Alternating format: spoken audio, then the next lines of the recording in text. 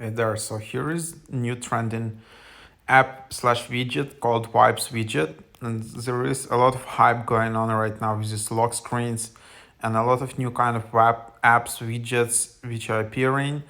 And on Vibes, you share your current mood and status with your close friends live on their lock screens.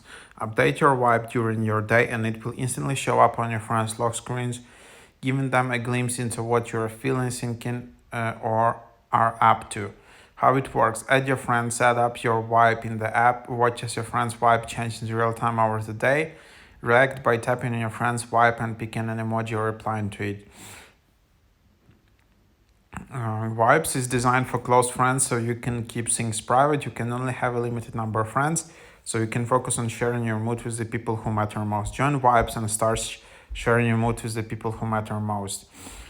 So yeah, here you can see some screenshots. Again, this is like a lock screen, meaning you need to have iOS 16 or later, which means like you need to have at least iPhone 8 or later. Yes, looks pretty interesting. So let's just open it up.